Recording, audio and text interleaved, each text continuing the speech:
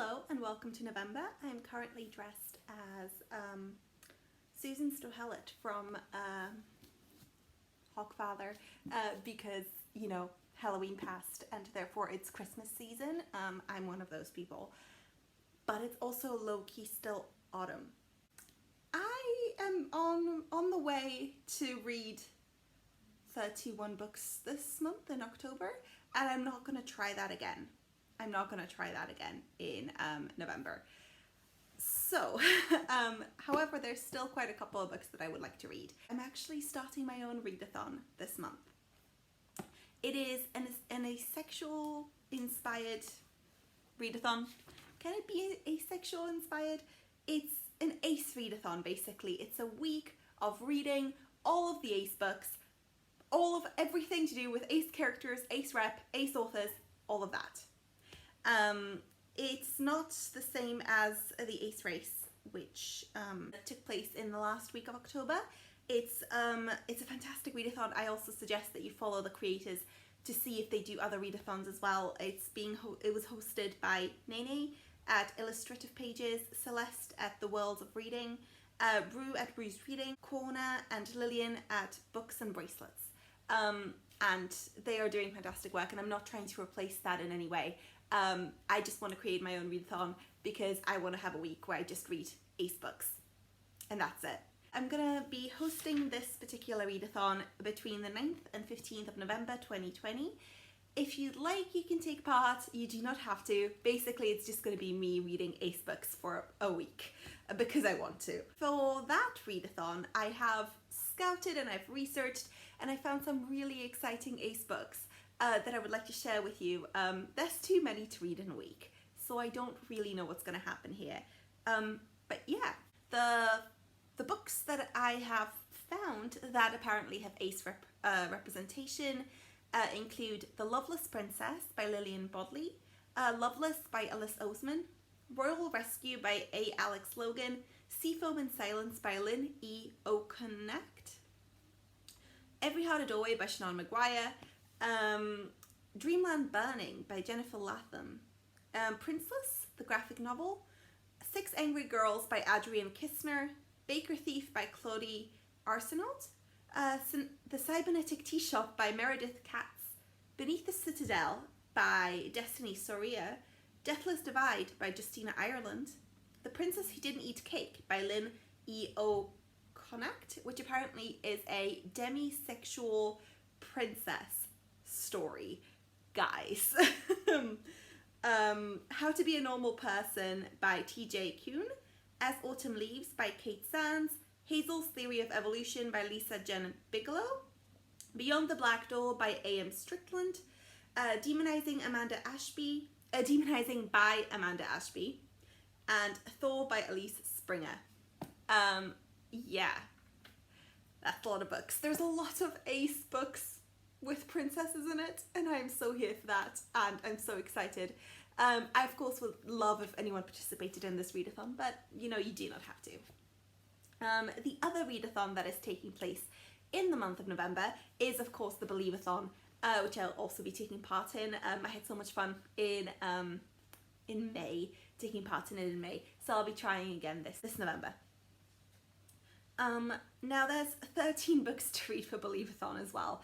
So again, I might achieve the 31 books in November, but I'm not aiming for it. That's what's important here. So the first challenge is to read a book that is a mystery, that's a middle grade mystery. And for that, I'll be reading The Jeweled Moth by Catherine Wood Fine. Another challenge is to read a book that has another culture in it, or it's written by a person from another culture than you. And for that I'll be reading I Can Make That Promise by Christine Day. Another challenge is to read a book with a beautiful cover, and for that I'll be reading A Place at the Table by Sadia Faruqi and Laura Chauvin. The next challenge is to read a book with ghosts in it, for which I'll be reading Scritch Scratch by Lindsay Curry, which looks so scary and I'm so here for it. The next challenge is to read a book with a lot of characters, for which I'll be reading The Amazing Maurice and His Educated Rodents by Terry Pratchett. which Terry Pratchett is known to have a lot of various characters in his books. The next challenge is to read a new to you author, for which I'll be reading Stars Beneath Our Feet by David Barclay. Another challenge is to read a book that was released in 2020, for which I'll be reading The Ghost of Gossamer, Goswater? The Ghosts of Goswater by Lucy Strange. Another challenge is to read a book with other worlds in it, for which I'll be reading Strange Worlds Travel Agency by L.D. Lapinski. Another challenge is to read a book with a great villain, for which I'll be reading Hollowpox by Jessica Townsend. Another challenge is to read a book with a dangerous setting, for which I'll be reading Frostheart by Jamie Littler. Another challenge is to read an audiobook, for which I'll be probably reading Inkheart by Cornelia Funke. Another challenge is to read a book with a supernatural element, for which I'll be reading A Pinch of Magic by Michelle Harrison. And lastly, the challenge is to read a book with folklore in it, for which I'll be reading The House with Chicken Legs by Sophie Anderson. These are not in order. I'm not actually sure if you have to read them in order, so I'm going to have to check that. But yeah, that's also a fantastic readathon. It's being hosted by Gavin from How to Train Your Gavin. And it's a month-long readathon. Now, again, I'm trying to cut down here. I'm trying to be good.